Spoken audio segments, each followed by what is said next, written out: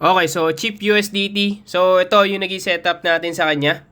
So kung naalala nyo yung setup natin kay Chip, no, puro long position, di ba? So nag-long position tayo dyan. Ang dami natin naging long position kay Chip. Ngayon, explain lang natin kung bakit tayo nag-short position dito. So itong setup natin na to tumagal ng 2 days, no, bago natin na ITP. Or bago nakuha yung ano natin, yung SL natin. So ngayon, explain natin kung ano yung nangyari and ano yung reason natin bakit tayo nag-short position dito. So kung titignan nyo dito sa 15-minute time frame, yung structure niya, di ba, uptrend, nagkikreate ng higher high and higher low.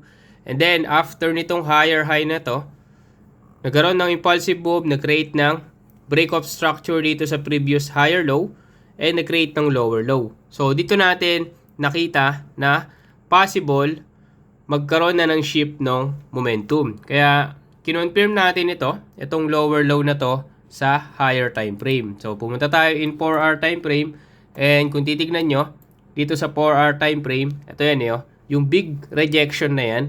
So, nagkaroon ng big rejection. So, nag-close na yan dyan. Kaya, ang nakikita natin dito, possible magkaroon na ng correction yan.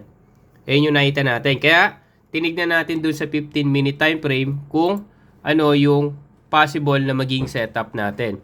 So, kung titignan nyo, after nitong lower low na to, binalikan nitong 15-minute supply. So, kung titignan nyo, kinuha siya. Ang inantay natin is yung retest. Nung nagkaroon ng retest, nag-entry na tayo dito. So, kung titignan nyo, meron tayong dalawang potential supply. Pero dito nagkaroon ng reaction. Kaya dito tayo nag-trade. So, kinuha, inantay natin yung retest, and nag-trigger tayo dyan. So, ang tinarget natin dito is itong 4-hour demand. Kasi after nito, nagkaroon ng impulsive move. So, ito yung possible na 4-hour demand na unang magkaroon ng reaction. Kung hindi dito, possible dito sa baba na to. So, kung hindi pa dito, possible dito pa. Pero kung titignan nyo, ito yung unang-una. Kaya ito lang yung tinarget natin. So, almost hit na yung ano natin dito. Yung TP sana natin, yung max TP natin. Pero, syempre, sobrang tagal nitong ano na to, nitong setup natin dito kay Chip.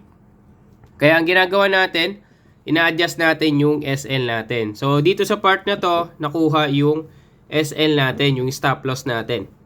Kaya, nagkaroon ng SL gain. Pero kung titignan nyo, from this, ang haba nung nilakbay niyan bago tayo na stop loss. Or nakuha yung, I think nasa 300+% yun eh.